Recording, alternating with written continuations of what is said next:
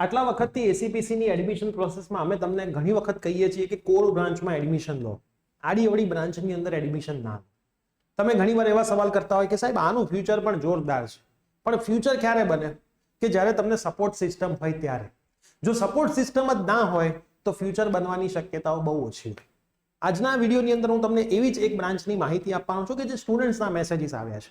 હું તમને ક્યાંય બ્રાન્ચ વિશે નહીં લખીને આપું, બરાબર. કોલેજનું નામ પણ હટી ગયું હશે, યુનિવર્સિટીનું નામ પણ હટી ગયું હશે, સ્ટુડન્ટનું નામ તો એમ બી નહીં હોય, પણ તમે સમજી શકશો કે કોને મેઇન બ્રાન્ચ કહેવાય અને આડીઅવળી બ્રાન્ચમાં કેમ એડમિશન ના લેવું જોઈએ. તો વિડીયો આખો જોજો, ચેનલ પર નવા હોય તો સબસ્ક્રાઇબ કરજો જેથી આવનારી તમામ અપડેટ તમને મળતી રહે. યસ દોસ્તો, મારું નામ છે પ્રિયેશ પટેલ, તમારું બધાનું હાર્દિક સ્વાગત છે પ્રિયેશ વિદ્યાપીઠ યુટ્યુબ ચેનલની ઉપર. હવે સમજો, એક મેસેજ આવ્યો છે ઇન આ બ્રાન્ચ. અહીંયા તમારે સમજી લેવાનું કે આ કઈ બ્રાન્ચ છે. કોમ્પ્યુટર નથી, સીએસઈ નથી, સીઈ નથી, આઈટી નથી, ઈસી ઇલેક્ટ્રિકલ નથી, મિકેનિકલ સિવિલ નથી. મતલબ જે મેઇન બ્રાન્ચ છે, સ્ટાન્ડર્ડ પહેલેથી વર્ષોથી મેઇન બ્રાન્ચ કહેવાય છે. સબ બ્રાન્ચની વાત હું આમાં કરી રહ્યો છું, બરાબર. કે જે સબ બ્રાન્ચમાંની જ એક બ્રાન્ચ છે કે ભાઈ અમારી કોલેજમાં lack of faculty in our department. અમારા ડિપાર્ટમેન્ટમાં સાહેબ ફેકલ્ટી નથી. એટલે હું તમને નથી કહેતો ઘણી વખત 800 સીટો હોય, 1000 સીટ હોય, 2000 સીટો હોય, તો શું એ કોલેજ વાળાએ 100 ફેકલ્ટી રાખી હોય? ના રાખી હોય. હવે તો માર્કેટમાં કેવું થવા માંડ્યું તમને ખબર છે? મિકેનિકલ અને સિવિલમાં સ્ટુડન્ટ્સ નથી, એટલે મિકેનિકલ અને સિવિલના ટીચર્સને શું કરાવે? એ લોકો કોમ્પ્યુટર અને આઈટીના સબ્જેક્ટ ભણાવડાવે, ટ્રેનિંગ આપે, પછી એમની એક્ઝામ થાય, એમના વાઇવા કન્ડક્ટ થાય અને પછી એમને કોમ્પ્યુટર આઈટી ભણાવવા માટે મોકલે. હવે એ જે ટીચર 20 દિવસની ટ્રેનિંગ લઈને કોઈ પણ સબ્જેક્ટની છોકરાઓને ભણાવવા માટે જઈ રહ્યો છે, કેમ કે માર્કેટમાં કોમ્પ્યુટર આઈટીના સારા ટીચર નથી મળતા, અમને નથી મળતા, અમારે જોઈએ છે ને, બરાબર. 2 ટીચરથી કામ ચાલે છે. કેમ બીજા નથી મળતા? કેમ કે એ બધા કંપનીમાં છે. અમારે ત્યાં પણ જે ટીચર્સ છે પોતે ઓલરેડી કંપનીમાં જ છે સારી.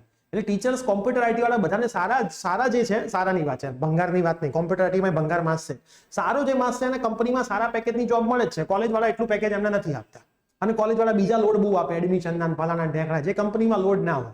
કંપનીમાં ગ્રોથ કહેવાય ને કે ભાઈ ગ્રોથ બહુ સારો હોય, કોલેજમાં નથી હોતો. એટલે કોલેજ વાળાને શું કરવું પડે? 2000 સીટો, 1500 સીટો, 800 સીટો, શું કરવાનો? ટીચરો મળતા નથી તો શું કરશે? મિકેનિકલ સિવિલમાં ત્યાં ટીચર્સને ટ્રેનિંગ આપીને કોમ્પ્યુટર ભણાવડાવવા મોકલે. તો હવે તમે સમજો, 20-25 દિવસની ટ્રેનિંગ આપી હોય અને કદાચ એક્ઝામમાં પાસ થયો હોય, એ ટીચર શું કહી, પેલો 4 વર્ષ જે વિદ્યાર્થી એન્જિનિયર બન્યો હોય અને નોલેજ લીધું હોય કોમ્પ્યુટરનું, એના જેવું ભણાઈ શકે? ના ભણાઈ શકે. એટલા માટે હું ના પાડતો કે ભાઈ આવો મૂર્ખામી કરાય જ નહીં. આ આપણી મૂર્ખામી છે, જાતે કરીને પગ પર માહેલી કુહાડી છે, બરાબર.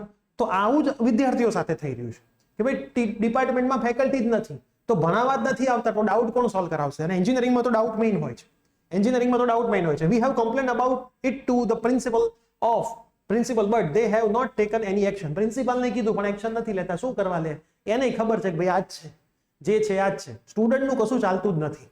તમને કદાચ ખબર નહીં હોય કે આપણે આપણા પ્લેટફોર્મ ઉપરથી અમુક વાર યુનિવર્સિટીની અગેન્સ્ટ બોલીએ છીએ તો યુનિવર્સિટી પણ અમારા પર એક્શન લે છે. તો અમે પણ નથી બોલી શકતા. અમારે તો કોઈ છે જ નહીં યુનિવર્સિટી સાથે લેવા દેવા, પણ અગેન્સ્ટ નથી બોલી શકાતું. યુનિવર્સિટીના નામ નથી લઈ શકાતા, કોલેજના નામ નથી લઈ શકાતા. બાકી માર્કેટમાં બહુ બધું ચાલે છે અને એમાં તમારા જ સ્ટુડન્ટ્સ, તમારા જ સન ને ડોટર ભેરવાઈ જાય છે. અને એના માટે જ આપણે પ્રિયેશ વિદ્યાપીઠ પ્લેટફોર્મ બનાવ્યું હતું. ભાઈ કોલેજ વાળા ના શીખવાડે કંઈ નહીં, અમે તમને એફોર્ડેબલ પ્રાઇસમાં શીખવાડીશું, બુકની પ્રાઇસમાં શીખવાડીશું. બુક ના લાવતા કોર્સ લઈ લેજો, જેમાં મેથ્સ 1 અને સી નો કોર્સ તો લોન્ચ થઈ ગયો છે, સી પ્રોગ્રામિંગનો. તમારે બાય કરવો હોય તો ડિસ્ક્રિપ્શનમાં લિંક છે, આખું લાઈવ સેશન કર્યું હતું, એ પણ વિડીયો તમે જોઈ લેજો. And steel we have to give exam. અહીંયા એક્ઝામ લખ્યું છે. What should we do? બરાબર, અમે શું કરીએ સાહેબ? હવે હું આમાં શું કહી શકું? કેમ કે આપણે બ્રાન્ચ જ એવી લીધી છે કે જેના ટીચરો માર્કેટમાં અવેલેબલ નથી. એટલા માટે હું ઘણી વખત કહેતો હોઉં, હવે આ વ્યક્તિઓ બધા જ ભણે છે, એમના અડધા ક્લાસ ઉપર તો એટીકેટી જ આવે છે. કેમ કે ભણ્યું જ નથી, પેપર હાથમાં આવે. ભણ્યું હોય તો બિચારો કંઈક કરી શકે ને. ખબર જ ના હોય સબ્જેક્ટમાં શું આવે, ક્યાંય યુટ્યુબમાં વિડીયો અવેલેબલ નથી, કોઈ પ્લેટફોર્મ પર કોર્સ અવેલેબલ નથી, અમુક છે અમુક નથી. બિચારા છોકરાઓ કરે શું? તો અહીંયા છોકરાઓની હાલત એ ખરાબ છે કે બ્રાન્ચ આડીવડી લેવાઈ ગઈ છે, હવે ભરાઈ ગયા છે, બરાબર. એટલે હંમેશા સાહેબ હું આ બ્રાન્ચ લઈ લઉં ને આમાં જોરદાર ફ્યુચર છે, આ બ્રાન્ચ લઈ લઉં જોરદાર ફ્યુચર છે, પણ ફ્યુચર બનાવવા માટે ટીચર તો હોવા જોઈએ ને. કોઈ ભણ્યું જ નથી એ બ્રાન્ચ, તો તમારું ફ્યુચર કંકોડામાં બનશે. હું જાતે કરી લઈશ, જાતે એક લિમિટ સુધી થાય.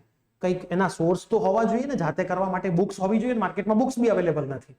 તો એટલા માટે કહેતા હોઈએ છીએ કે બહુ જ વસ્તુઓનું ધ્યાન રાખીને હંમેશા એડમિશન લેવું જોઈએ. બેચલરમાં સ્પેશિયલાઇઝેશન કોઈ બ્રાન્ચમાં જવાય જ નહીં, બરાબર. જેમ કે હું તમને સમજાવું, એન્વાયરમેન્ટલ કરવું હોય તો ના કરાય, સિવિલ કરાય. ઓટોમોબાઈલ કરવું હોય તો ના કરાય, મિકેનિકલ કરાય. પ્રોડક્શન કરવું હોય તો ના કરાય, મિકેનિકલ કરાય. બરાબર. ક્રાયોજેનિક્સ કરવું હોય તો ના કરાય, મિકેનિકલ કરાય. થર્મોડાયનેમિક્સ કરવું હોય તો ના કરાય, મિકેનિકલ કરાય. એ જ રીતે સિવિલની બી ઘણી બધી સબ બ્રાન્ચ, એ જ રીતે કોમ્પ્યુટર આઈટીની પણ ઘણી બધી સબ બ્રાન્ચ, બરાબર. રોબોટિક્સને ઓટોમેશન કરવું હોય તો ના કરાય, એના માટે તમારે ઈસીમાં કે ઇલેક્ટ્રિકલમાં જતું રહેવાય, બરાબર. આઈસી ના કરાય, આઈસીટી ના કરાય, મેઇન બ્રાન્ચમાં જતું રહેવાય.